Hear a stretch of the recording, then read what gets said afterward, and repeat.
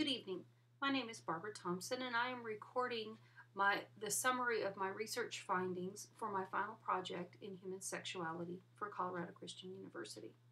And my thesis was an exploration of the reasons behind the upsurge in child sexual abuse over the last 100 years, specifically focusing on Alfred Kinsey and his sexual research findings in the 1940s and 50s and the impact that has had on the way children have been treated sexually. But I found through the course of my research I had to go back just a bit further and look at the whole context of human sexuality through history. And prior to the advent of Judaism, sexuality was completely open and unrestricted in its expression. Sex could be between anyone in any context at any time.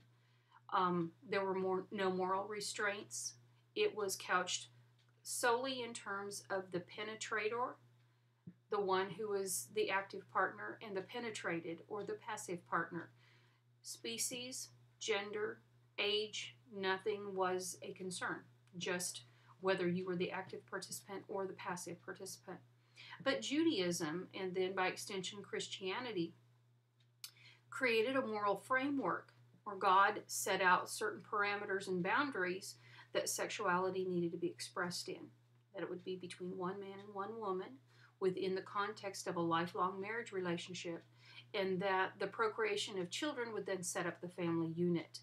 And that advent of that moral structure was what made civilization possible, which made mankind be able to progress beyond the hunter-gatherer farmer situation.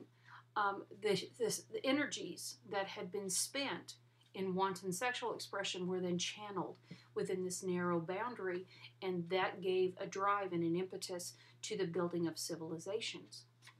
And that, for a great amount of human history, is how sexual expression has been channeled within Western civilization. And it provided the moral foundation for our civilization. And then, in the middle 1800s, Darwin published his book on the origin of species in 1859. And that opened a trickle, which then became a flood, of ideas that slowly began to erode that moral foundation. And if I might quote from Richard Weikart in From Darwin to Hitler, he says, in 1904, one of the leading German Darwinian biologists, Arnold Dödel, proclaimed, "The new worldview actually rests on the theory of evolution. On it we have to construct a new ethics. All values will be revalued." And that is what proceeded to happen.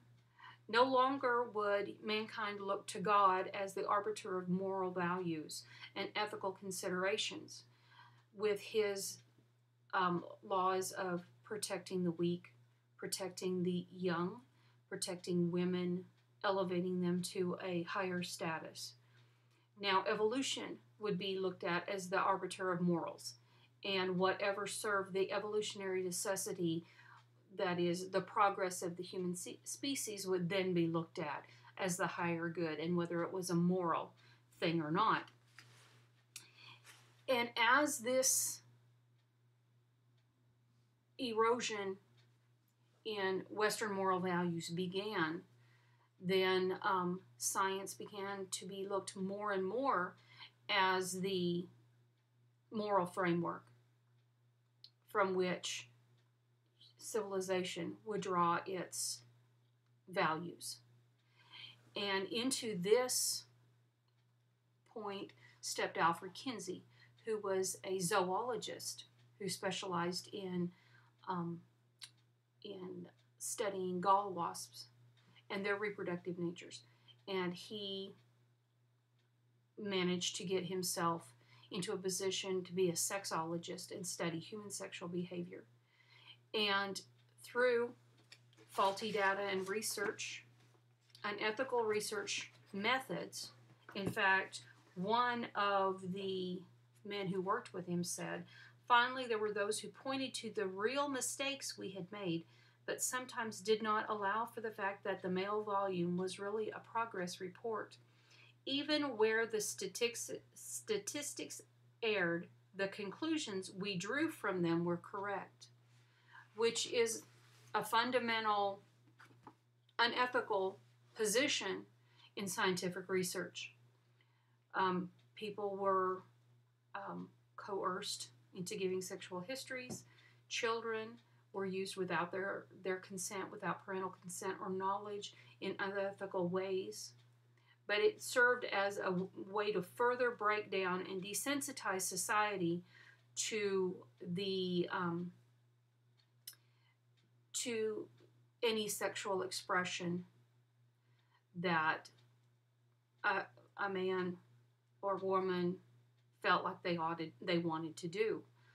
And rather than evolution giving us this foundation, evolution giving us more and higher progress, what it actually did is put mankind back to the days prior to any moral code, where the Bible uses the expression, every man did that which was right in his own eyes. And that's exactly what has been happening over the last 100 years.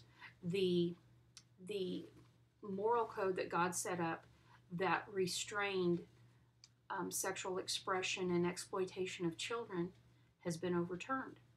And so why not seems to be the idea today. If it feels good, do it. Well, it doesn't matter if it hurts anybody else. It's what I want to do.